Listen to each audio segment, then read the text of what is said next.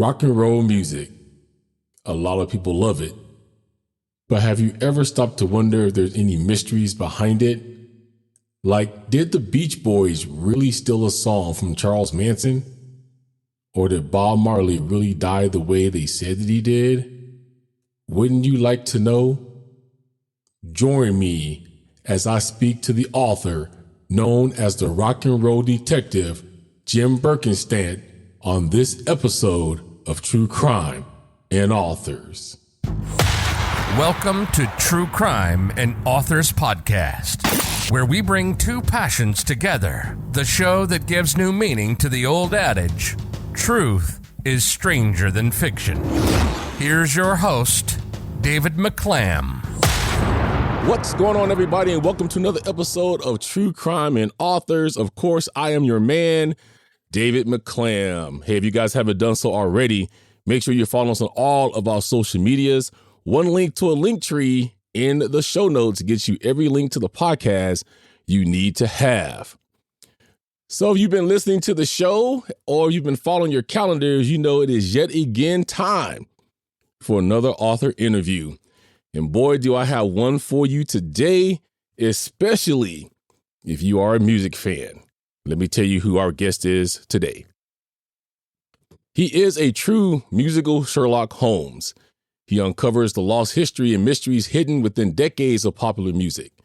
He currently serves as co-executive producer and script consultant on the Ecosse Studios feature film based upon his last best-selling book, The Beatle Who Vanished. An international authority on rock and roll, he served as historical consultant to Martin Scorsese's HBO Emmy-winning film, George Harrison. Living in the material world and as historical consultant to the Beatles Company Apple Corps and the estate of George Harrison. He recently provided audio research to the Beatles' new documentary, Get Back, on Disney+.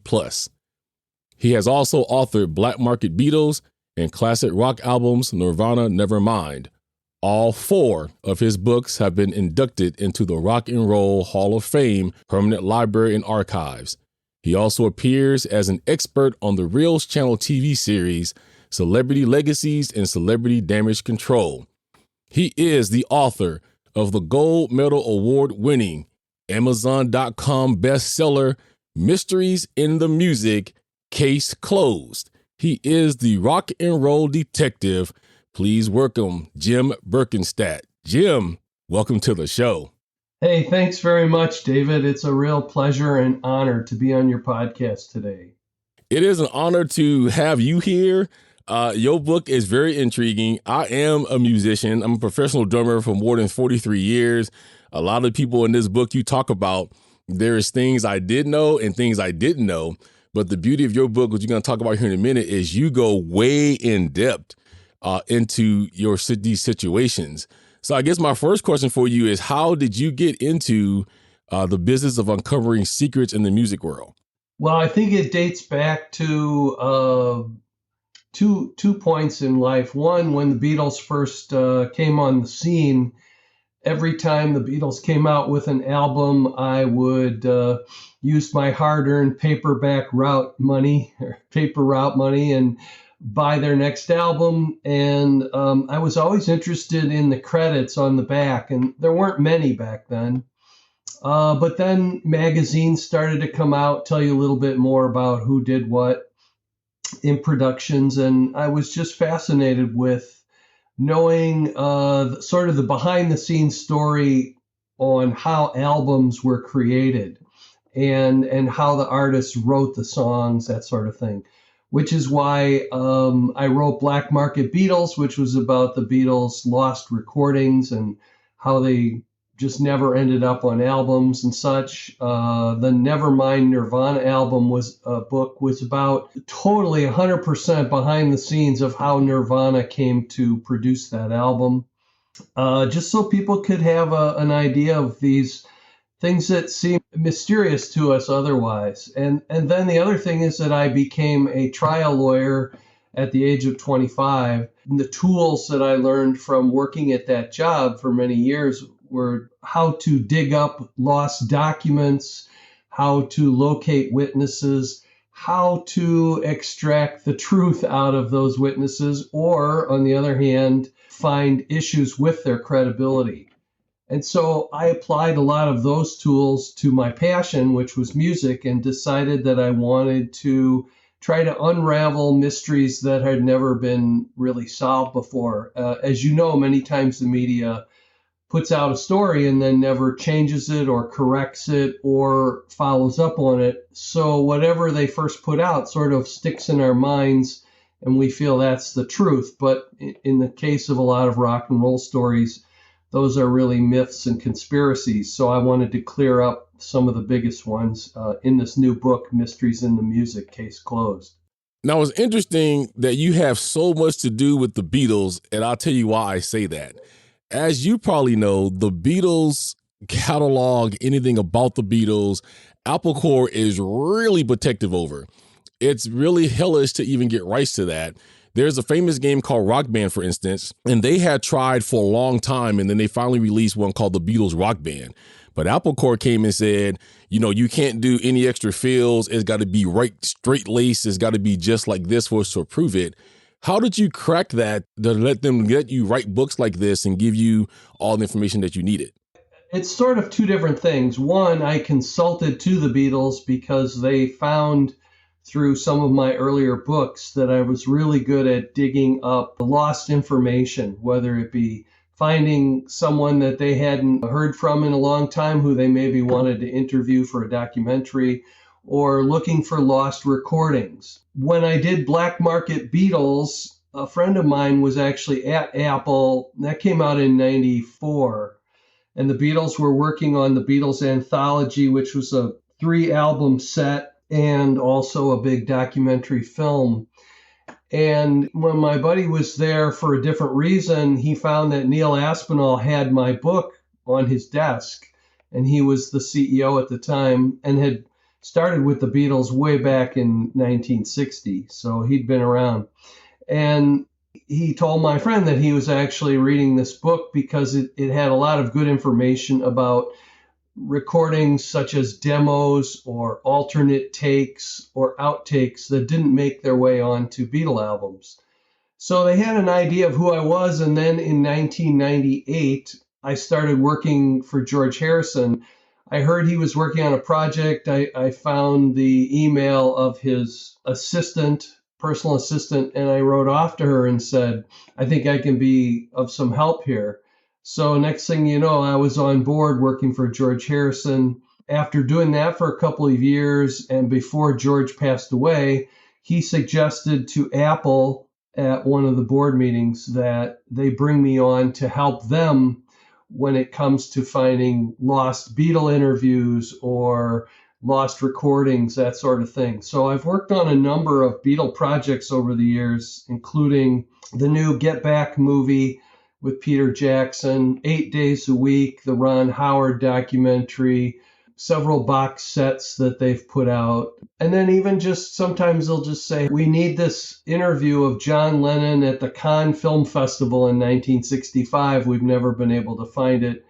And through my contacts, I'm able to dig things up like that, and then they can use them for promotional purposes. Also, I worked on the audio soundtrack for the Cirque du Soleil Love Show in Las Vegas. There's a little portion in the middle of the show where most of the performers go off stage, I imagine, to take a break or change costumes. And you see these shadows of the Beatles up on the ceiling, and you hear them joking, laughing, playing around on their instruments. And those were things that Neil Aspinall asked me to locate from a specific time period and get those to Apple. So that's just kind of how it evolved, from my perspective. And it's funny because at age 10, I had two goals in life. One, I wanted to play first base for the Chicago Cubs when Ernie Banks retired. And two, I wanted to work for the Beatles. Well, I never made it to the major leagues, but I did work for the Cubs for a while. And then I got to work for the Beatles. So I guess if you stay focused on something your whole life, eventually it can happen. And just for the audience, in case you guys don't know, Apple Corps and Apple, the people who makes the iPhone, are two different companies. Apple, that makes your iPhone, is known as Apple Incorporated. Apple Corps is a music company that houses all of the Beatles stuff over in London. So I just wanted to clear that up in case anybody was confused. All right, so let's whet the audience appetite a little bit into what they're getting into this book. From your synopsis, I read this part. It says, travel back to the 1950s to uncover who really discovered Elvis Presley. We visit a time in the 1960s when a famous folk troubadour tried to form a supergroup with members of the Beatles and the Rolling Stones. Learn the origin behind big-name artists using pseudonyms to mask their true identities. Go behind the scenes of CIA intrigue in Jamaica 1976 to discover whether the spy agency tried to influence an election and arrange for the assassination of reggae superstar Bob Marley. Discover whether the Beach Boys actually stole a song and the copyright from psychotic cult leader Charles Manson and kept all the royalties. And finally, uncover the secrets in the making of Nirvana's Nevermind album, considered by many to be the most influential rock album of the 1990s. That's just what you're getting into. When I opened this book, well, for one, huge Bob Marley fan, right? And I'm reading, I'm like, what? The CIA might have something to do with this? These are stories I've never heard, right? Because like you said, in the media, they always spin different things and he might have died like this. And even if there is some intrigue behind it, it's really watered down. And reading your book, I'm like, all right, so let's discover this. I do want to talk to you about one because my wife was like, is it real? So we read this whole chapter together. Let's talk a little bit about chapter 8, which is the last chapter in the book, is Deal with the Devil. Did the Beach Boys steal a song from Charles Manson? Just for the order's sake, this deals with the Beach Boys song Never Learn Not to Love, which was said to be stolen from Manson. Manson wrote a song called Cease to Exist. The claim was that the Beach Boys, I think it was Brian Wilson, had stole it, rewritten it to fit them, and took all the money from Manson. In this story, though, I know a lot about Manson. You gave the whole lineage of that. How did you come upon this story? How did you uncover all the things you put in that chapter? I had read somewhere that this song was in controversy, and I noticed that the only person who ever spoke out about, oh, they stole this song from Manson, was Charles Manson, because he did some jailhouse interviews. And I thought, oh, this is interesting. The Beach Boys have never commented on this issue. And it also was fascinating to me because I was involved in copyright and trademark law as an attorney later on when I was a corporate attorney. So I thought that was interesting. But I thought, Charles Manson's dead. Dennis Wilson made one flippant comment about this incident where he said, well, he shouldn't complain about this song because I gave him about $100,000 worth of my stuff, which goes back to when the two of them first got together. And I think it might be interesting for your audience who are probably wondering, how did a Beach Boy get involved with Charles Manson? So, the Beach Boys were this clean-cut Southern California pop band. They were, into surfing and cars and things, although really Dennis Wilson was the only sort of true Beach Boy in that sense, because he could ride a wave and the others couldn't. And then you have this notorious sociopath, Charles Manson, who really ended up representing the darkest evil nature of 1960s cultural spectrum. And I wondered, how did these two even connect? So I dug deep into that and found some people who knew Manson and interviewed them. Plus, someone also had gone into prison and done an extensive book of quotes from him.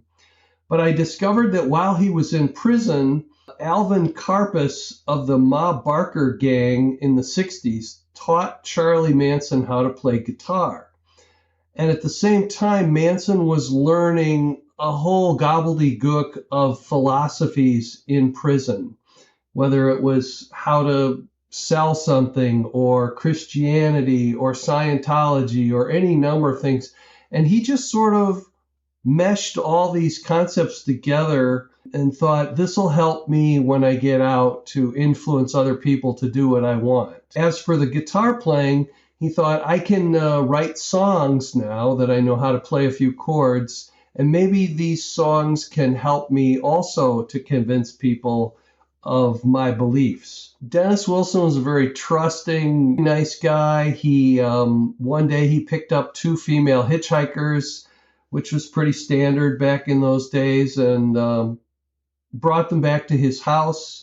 They hung out, smoked a little weed, played a little music, and then he said, I have to go to a Beach Boys recording session, so you guys can hang out here, and then I'll be back probably around 11.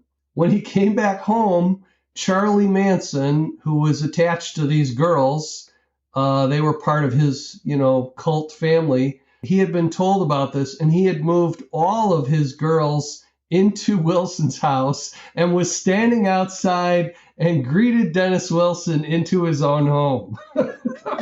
So that was the first time Dennis got to meet Charlie Manson. And it's funny because when he was just there with the two girls, he was talking to them about, I have this guru who I really like and can help me through spiritual issues, who was the same guru the Beatles had visited in India, Maharishi Mahesh Yogi. And the two girls said, we have our own guru too. His name is Charlie Manson. He meets up with them, and they click. Somehow they click. And again, this is maybe a year or two before the horrific murders that took place. And Charlie just seems like this funny little fellow. He's handy on the guitar. He almost can just make up songs right on the spot. And so at the same time, from a Beach Boys historical standpoint, their principal producer and hit songwriter, Brian Wilson, was starting to have mental health issues. And he was laying in bed all day. He had put his piano into a sandbox. He was taking a lot of LSD. So the Beach Boys had a contractual obligation to Capitol to come up with a new album, which is typical. And they were all concerned because their hit songwriter is laying in bed. So they all felt they had to come up with some songs on their own. I would argue that it was probably most difficult for Dennis Wilson because he was a drummer. And most people write songs either with guitar or piano. He became very interested in Charlie, not just for his own benefit, but he thought Charlie maybe had the talent and potential to become a recording artist. So he started to bring him around to parties like at Mama Cass's house. She used to have a lot of artists over, such as Eric Clapton, Crosby, Stills and Nash, some of the Monkees, of course, other members of the Mamas and Papas. Neil Young was there. And Neil Young liked what Manson was doing on guitar too, and he told that to Dennis. So Dennis said, maybe I have kind of a property here where I could produce this guy and sign him to our Beach Boys label. So he hired a buddy named Greg Jacobson to go and record Manson and do these demos, as they're called, just rough versions of songs.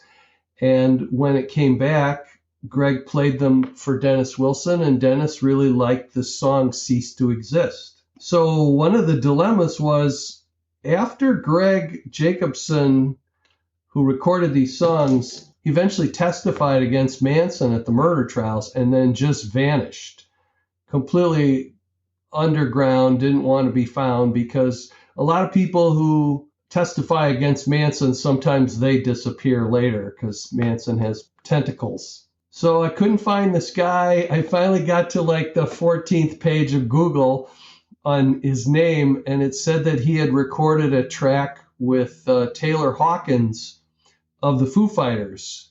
And I have a friend, Butch Vig, who actually wrote the foreword for the book. Butch has produced Nirvana, Foo Fighters, and many other bands.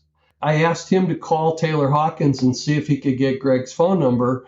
5 minutes later, I had the phone number from Taylor Hawkins, and I was on the phone with this guy, Greg.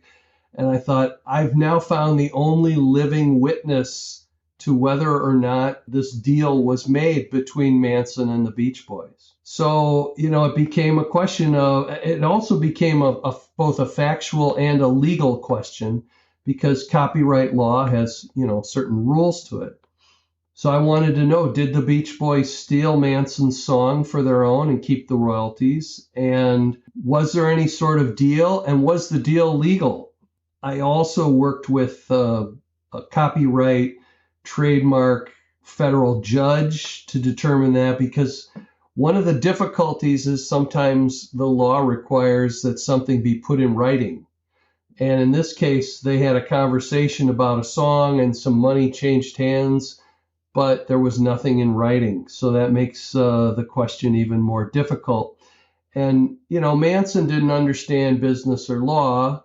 And once he saw that record come out and the name had changed, the arrangement had changed, some of the lyrics had changed, he got very angry and started going over to the Beach Boys office saying, "Where's my money? Why did you change the lyrics, etc." So some people have accused the Beach Boys and Dennis Wilson of making Manson angry enough to, get involved in murder. So I take you through the whole chapter of the background on all these people in great detail, and then prove the conclusion at the end of what is kind of a chilling mystery and investigation. Yeah, for people who don't know, I haven't done Charles Manson yet on either of my podcasts. He is coming. As you know, he is a big case to do because there's a lot of history. When I do those kind of cases, I want to make sure that I'm covering everything. Is even down to the point it may be like a two-parter because of everything Charles has done. The one thing that was true that Demeter wrote is everything you just said, right, about taking over the house. And, Charles Manson was a smooth individual. All of these cult leaders we have now, like, NXIVM is really big in the news with Keith Raniere. This was the Keith Raniere before there was a Keith Raniere, but he was doing it a lot differently. And he could smooth talk his way into anything.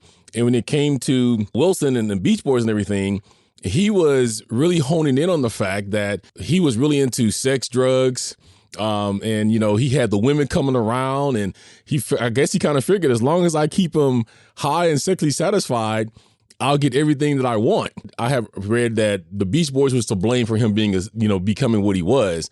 And then when you read this story, I'm like, oh, so what they're trying to say is if they would have let him become a recording artist, the Tate LaBianca murders maybe would have never happened.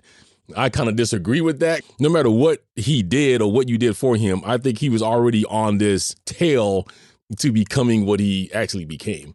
I think that from my research, I found too that he became very racist while in prison, and that his hatred or dislike, or whatever the right word is, for Black people became worse as he was taking more LSD and as things weren't going along as he had planned them. I think that he, like you're right, I do think that he would have done this. His goal, to people who aren't familiar with Manson, was that he thought there would be a race war between blacks and whites, and that he thought if it doesn't come soon enough, I will jumpstart it myself. And so that's where these murders came in, and some of the clues that he left on the walls and stuff. It was just a terrible, terrible thing to happen. I'm just glad he's gone, to be honest. Every time he came up for a parole hearing, I would always sit at my TV and go, why? We know you're not letting him out of jail. He always says some of the most off-the-wall things. So I don't even know. I mean, I know it's a legal formality, but I think at some point I'd be like, hey, man, look, we ain't never letting him out. Why we got to waste taxpayers' dollars to do this? Right. Reading your story, it did appear that some of the eyewitnesses that you talked to about this, especially Taylor, they were kind of reluctant, didn't really want to talk about it anymore. How did you get them to go ahead and give you what you needed? I'm an incredibly nice guy, David. I think each one you have to approach differently. Everybody's a different individual. And I try to explain to them that I've been doing this for a long time, that I'm not a writer that tries to write about hysterical, exploitive things. I merely want to get to the bottom, to the truth, just like any good journalist, and then write about it. And in one case, which we might discuss later, about Bob Marley, when I actually found one of the CIA agents in Jamaica posing as a diplomat while at the same time trying to overthrow Jamaica's election. He said, I don't know if I should talk about this. And I said, well, I know that you weren't a diplomat. And he laughed. And I said, why don't you just tell me about it? I said, you're not afraid of your employers anymore, are you? Because you're not in the CIA. You're like 85, you're retired. He said, well, you just never know. He said, how about if you just change my name? So, that's fine. I changed his name and I know his real name and I got the information. So it's all different with whoever you talk to. Greg Jacobson, once I located him, he was fine. He said, just don't reveal where I live, but you can talk to me and I'll talk to you all day and tell you, about what it was like dealing with Manson during that time. Everybody's a little different. So, yeah, speaking of that was my next one, going into Mr. Marley here. So as we know, in 77, Bob did get diagnosed with a type of malignant melanoma, which I believe they contributed to his death. So when I read this, I'm like, oh, there was more behind this. So how did you come upon this story and the players involved? When I first started thinking about stories, I'm a big Bob Marley fan. So I just typed in the Google, Bob Marley mystery, and these blogs started coming up, all seeming to point to the CIA as responsible for Bob's demise. So then I found some pretty heavy duty political science books because I wanted to know, for the CIA to be down there must have been some good reason. So what I found was that at the time, big U.S. corporations were digging up half the island of Jamaica to dig up something called bauxite, which they were using in America to manufacture aluminum. And obviously they could hire Jamaicans for very little money, to do all this hard work and digging. But then Jamaica got a new prime minister named Manley, and he was left leaning. He was leaning towards socialism. And at the time, there were news stories of him going to Cuba to meet with Castro and learn more about how he could transform Jamaica into a socialist country. The problem is that at the time, we were in a Cold War with Russia. We had, maybe 10 years or 15 years earlier, Russia had put missiles on Cuba's island pointing at us, and we had to have a big showdown, and that they could have destroyed a good part of our country. So we just didn't want more Caribbean islands to go socialist. That was our fear, and we were in this Cold War with Russia. Henry Kissinger, our Secretary of State, went down there and met with Manley and said, hey, we'll give you a bunch of money for this, that, and the next thing if you just cool it on the socialism. And Manley flipped him the bird in verbal terms and said, no, we don't want your money, and we're going to do what we want to do, and this is the right thing to do. And then Manley did what's called nationalizing the bauxite mines, which means the government of Jamaica took over ownership of what were private mines and said the United States couldn't dig there anymore. Henry Kissinger went home, and next thing you know, CIA agents were flying into Jamaica posing as diplomats. At the time, there were probably only two people, like the ambassador and his secretary. Now, all of a sudden, there were 15 or 20 diplomats running around with the ambassador, and they were all CIA agents. It was interesting, and at the time, there was a political election about to come up between Manley and another guy named Siega. And Siega was the guy our government supported because he was more conservative and would be a good puppet for the United States. So the CIA apparently brought in weapons and all types of things to try to create a lot of violence between the two political parties and to try to help maneuver Siega into position to beating Manley in this upcoming election. So Bob Marley, who was a peaceful guy, he actually had friends in both political parties and in all areas of Jamaica. And he really wasn't overtly political. He just wanted everybody to get along and love each other. So he decided to throw a peaceful concert that he thought would help bring everyone together. And unfortunately, Prime Minister Manley sort of co-opted the concert. And so the concert poster that I put in my book, Mysteries in the Music, says something like, by the grace of the Prime Minister Manley presents Bob Marley in concert, so that it looks like Manley is in cahoots with Bob Marley. So that, of course, made the people on the other side angry, and they thought that Bob Marley had sold out.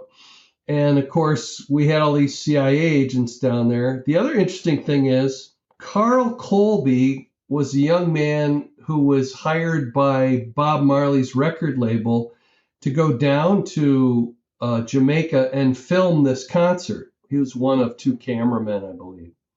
And Carl Colby was coincidentally the son of William Colby, who was the CIA director in the United States. So that's where you get a lot of people connecting dots and saying, oh, obviously you've sent the CIA down there and you've infiltrated Marley's group with the son of the CIA agent, which to me doesn't make sense, because I think it would be pretty well known if you put a son of the director, in somewhere. I think people would know who he was, and you'd be putting him at risk. Long and short, 2 days before the concert, gunmen break into Bob Marley's home and shoot up the house where the Wailers and Bob Marley are practicing. Bob gets hit in the elbow, and his manager took 5 bullets in the back.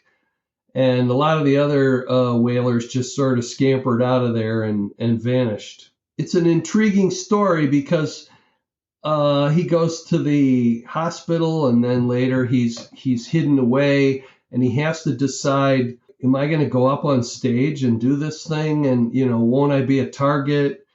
What should I do? So for 2 days, as he's recovering from this bullet wound, he has to figure out what to do. And in fact, when he does finally go down to do the concert, it's interesting because none of the Wailers are there when he originally starts the concert. They're all still hiding, and one of the record label people's calling all around and saying, Bob's on stage, get down there. And they had some other backup reggae band playing with them at the time.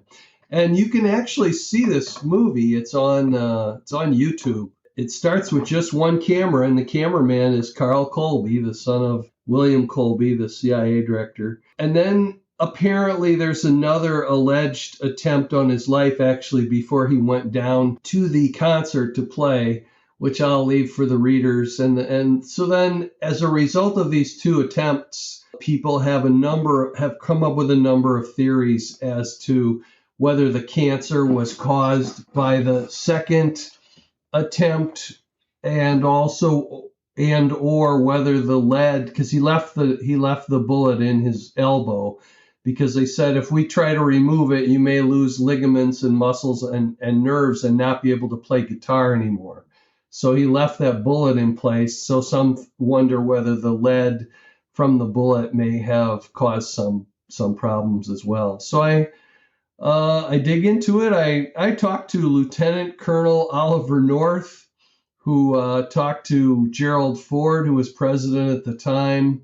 I got all of the CIA documents on Bob Marley. It was interesting because I wrote away under the Freedom of Information Act to the Obama administration and then got nothing. And then I wrote away to the Trump administration and got nothing. They both said, we can neither confirm nor deny whether the CIA has any records on Bob Marley.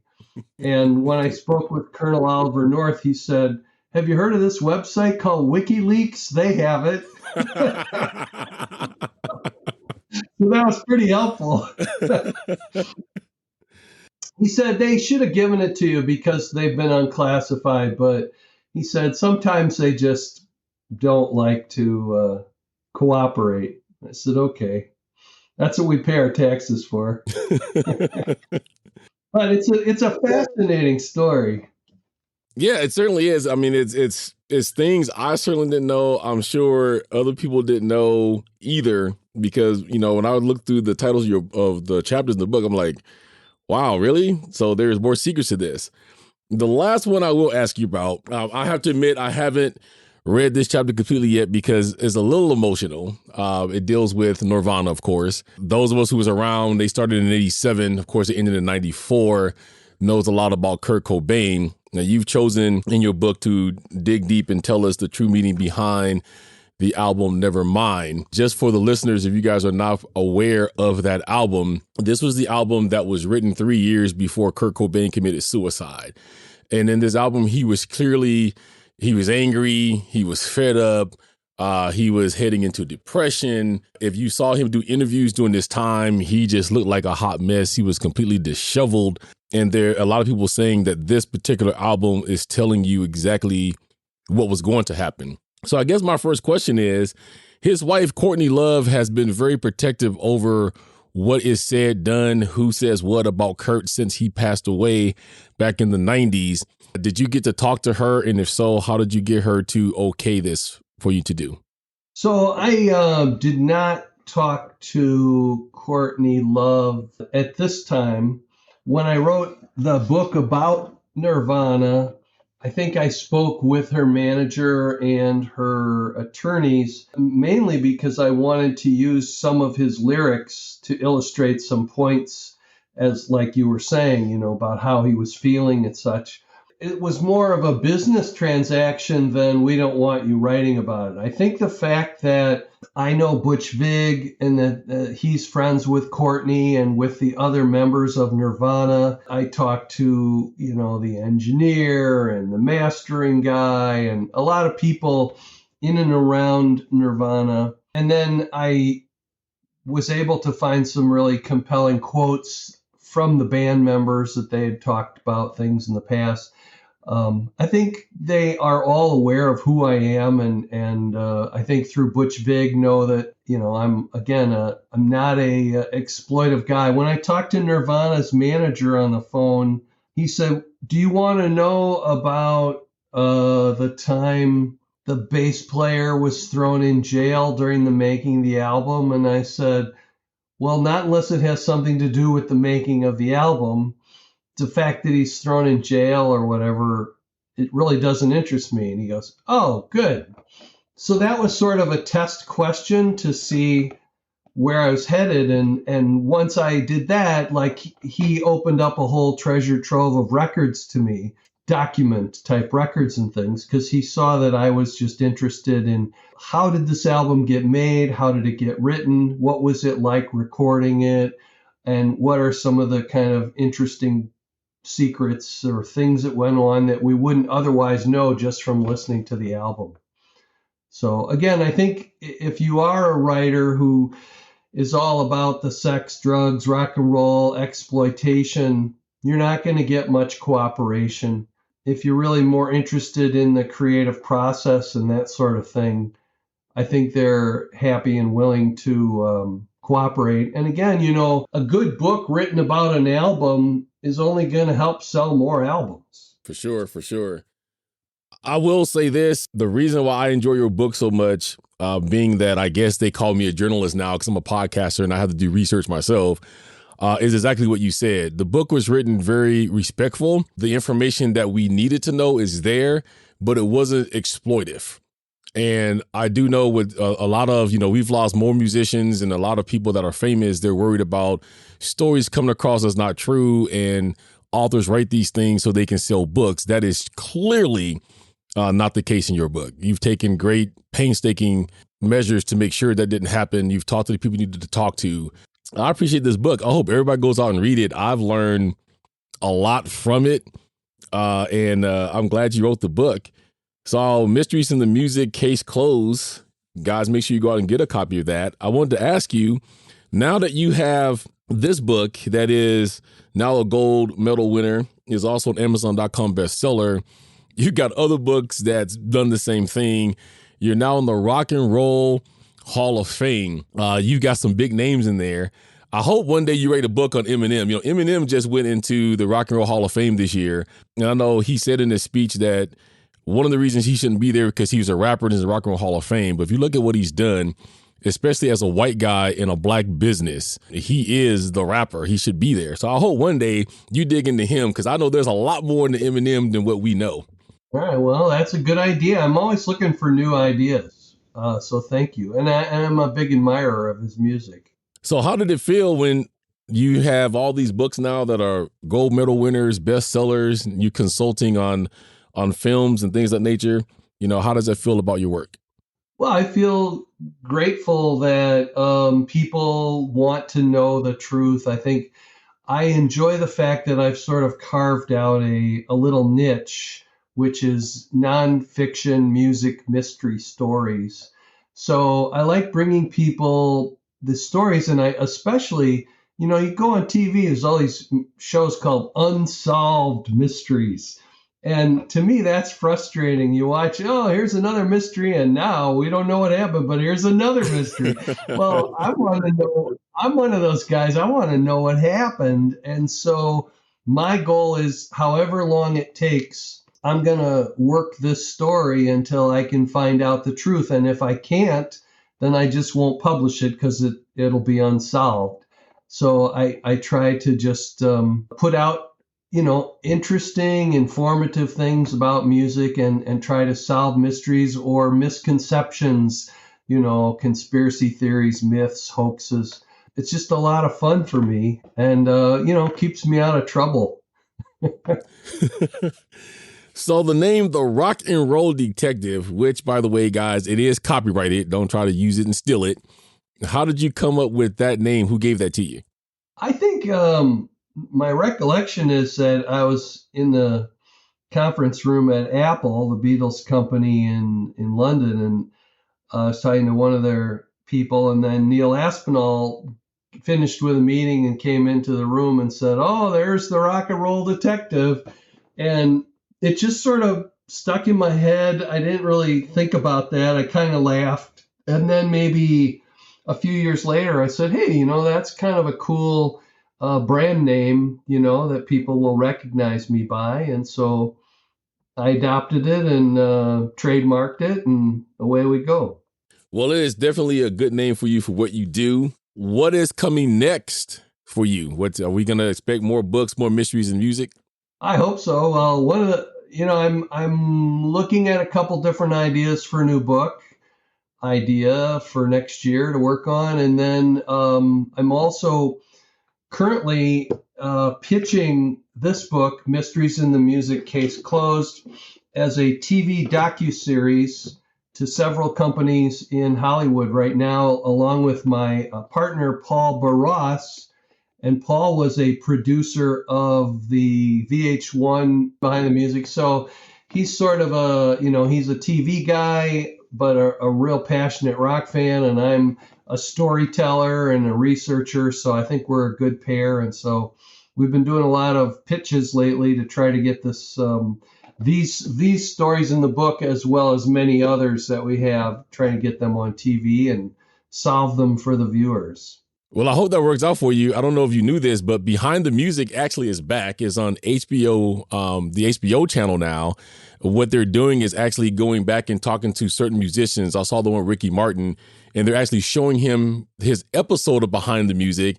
And now he's commenting on that as, you know, from today and what he was thinking, things of that nature. So it looks like music shows are coming back. So I hope that works out for you. Oh, thank you very much. That's great. I'll have to look forward to that. Also, I just would mention to your listeners that Mysteries in the Music Case Closed is available as a paperback, a Kindle, and also an audiobook, wherever books are sold. It absolutely is. What would you like the readers to take away from Mystery in the Music Case Closed? I think the biggest point is whether we're talking about music or everyday politics, some murder mystery that you hear on the news, or whatever it is, don't just take the reporter's first story at face value.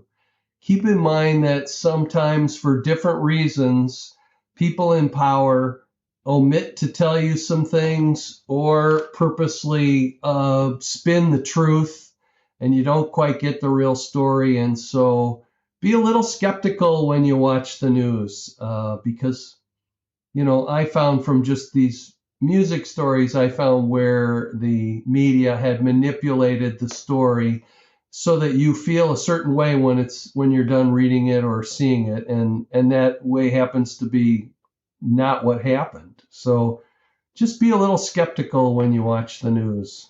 In closing, is there anything you would like to say to all of your fans and readers out there? I'd just like to say, I hope you enjoy my books, because I spend 5 or 6 years on each one, and that's a lot of work. And I try to make them really easy reads, entertaining, and I'm just here to entertain and help you solve some music mysteries if you're into that area. All right, Jim. Well, I thank you for coming on the show today. It has certainly been enlightening. I'm really enjoying your book. I hope a lot of other people go out and pick this up. You truly will learn some things about some of your music heroes and the case behind maybe their death or whatever they're doing. This is the most comprehensive to date that I've seen. And I've been a musician in the music scene for a long time, and I've never heard some of these. So thanks for the book. Anytime you want to come back on the show, you have a welcome invitation. And whatever you write next, you have an early reader. If you want an ARC reader, I'll be happy to read it. That would be great. Thank you so much for having me on. It was a real pleasure. Great questions. And I appreciate you having me on your show, David. Thanks, Jim. I thank you for coming on today. Yep. Take care. All right, guys, you heard him. That is the incredible Jim Berkenstadt. He is the author of Mysteries in the Music, Case Closed. As he mentioned, you can pick this up on Amazon. If you are a Kindle Unlimited reader, you pay your $9.99, download it for free to your Kindle. Audiobook as well. You can also pick this up at Genuis Books and any place else that books are sold. You can also find any information on Jim in the episode show notes and also in his link on my website of this episode. So I thank you guys for tuning in today. I hope you guys are all being safe out there, and always remember, always stay humble. A little love and compassion goes a long way. And this is the podcast where two passions becomes one. I'll catch you guys in the next one. Thank you for listening to True Crime and Authors. Don't forget to rate, comment, and subscribe. Join us on social media. On Facebook at True Crime and Authors. On Twitter at Authors True. On YouTube and TikTok at True Crime and Authors. And email at truecrimeandauthors@gmail.com.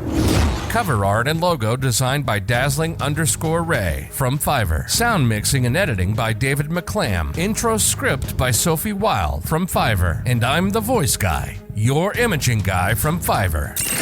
See you next time on True Crime and Authors.